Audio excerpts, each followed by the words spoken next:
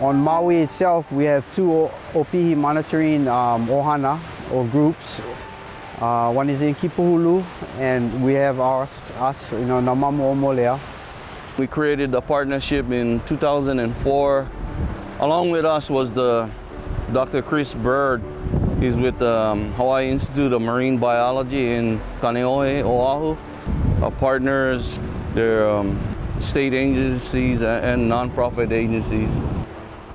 We created this opihi rest areas, and it consists of a little over a quarter mile of shoreline that is presented as a no-take, no-harvesting area. What we do is we lay out a transect and we do a survey of counting opihis and invertebrates within a 10-centimeter area from the highest invertebrate on the dry land down into the subtidal.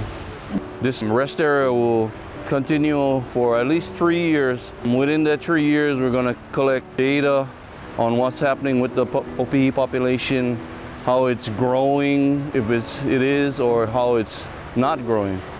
But within that data collecting, the Dr. Chris Bird and the Nature Conservancy, they've collected DNA samples of the opihi in the rest area that consists of taking gonad samples, which is the stomach samples of the opihi.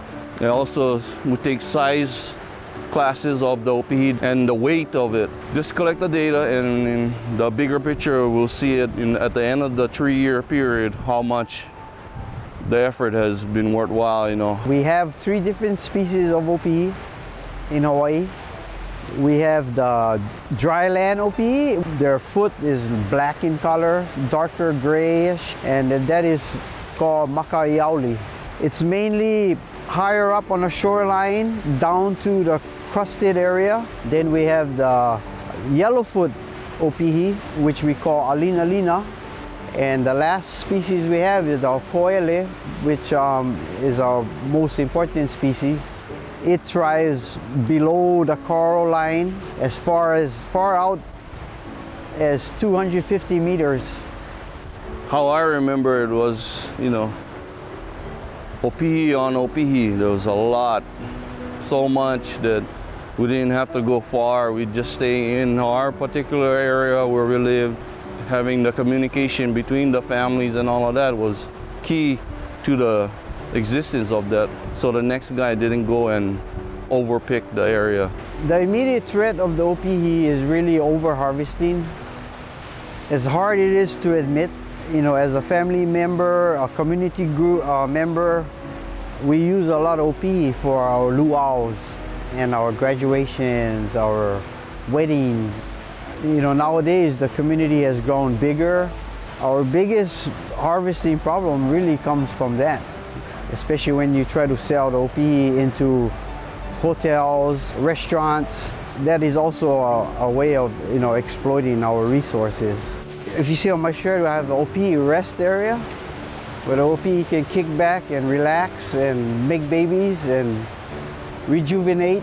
We bring it out into community outreach programs with the Hana Youth Centers. They can take it home to their parents, they can share it, what's going on, and when the kids speak, people listen, yeah. So that's our biggest hope, is that this continues on. I hope for the future that the opihi can be abundant, plenty, for the next generation to see it on our shorelines. We've had a lot of communities around the state of Hawaii that has jumped on board with us. Communities, taking care of their ice box. With practice, we all can change this cycle, and go towards a better future, especially for our keikis, and preserve our resource for generations to come.